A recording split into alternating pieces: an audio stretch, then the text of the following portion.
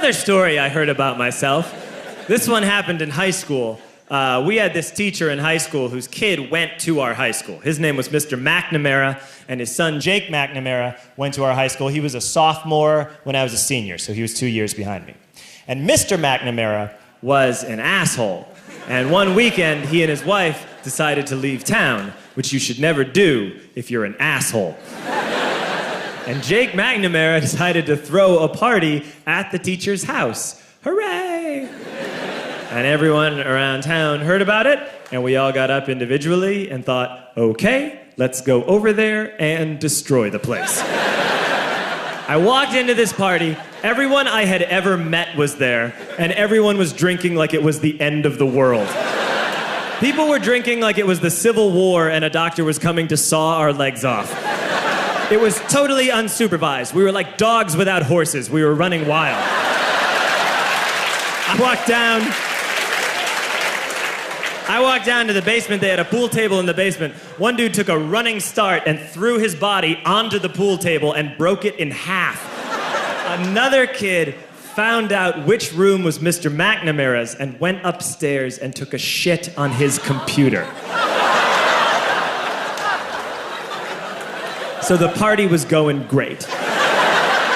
I'm standing in the basement and I'm holding a red cup. You've seen movies. And I'm standing there and I'm holding a red cup and I'm starting to black out. And I guess someone said like, something, something, police.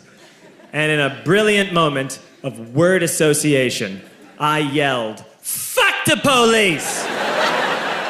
Fuck the police! And everyone else joined in. 100 drunk white children yelling, fuck the police. With the confidence of guys who have like already been to jail and aren't afraid of it anymore. You know, that like, I serve my nickel, you come and take me confidence. But white children.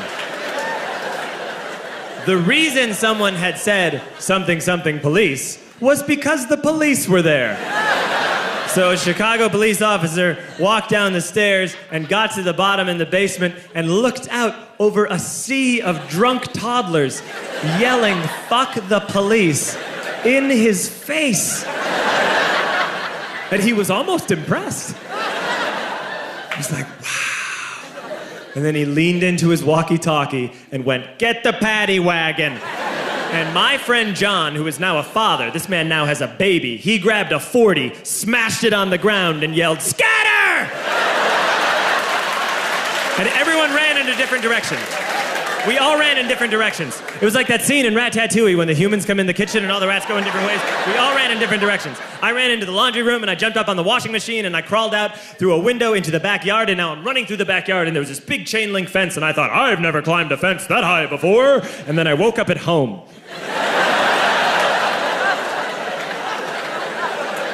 On Monday, I went to school because that's what we did back then. And I'm walking into the school building, and who do I see but Jake McNamara? And he says to me, hey, were you at my party on Saturday? And I said, no. You know, like a liar. And he said things got really out of hand. Someone broke the pool table. Someone took a shit on my dad's computer. But the worst thing, he says, the worst thing is that someone stole these old antique photos of my grandmother, and my parents are freaking out about it. And I had that thought that only blackout drunks and Steve Urkel can have.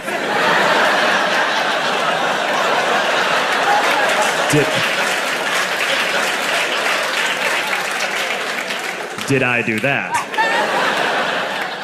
I figured, no, I wouldn't have done that. But I was never sure until 2 years later. Relax. I'm playing video games with this kid named Alex that we also went to high school with. 2 years later, we've graduated by now. We're playing video games for a couple hours. And then Alex says to me, hey, come here, I want to show you something. And he takes me into his bedroom. And then he takes me into a side room off of his bedroom. Never a good thing to have. And he shows me a tiny room that is covered wall to wall in stolen antique photos from different people's parties over the years.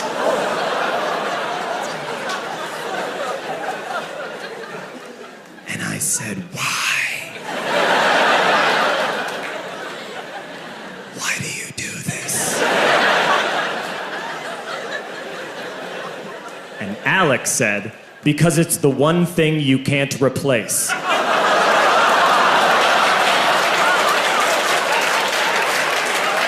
That's the end of that story, but how fucked up is that, right? That's crazy. Good job, I recorded it because I'm dying. No, babe, don't die on me. We need to have kids. ... No, I mean, wait, please no.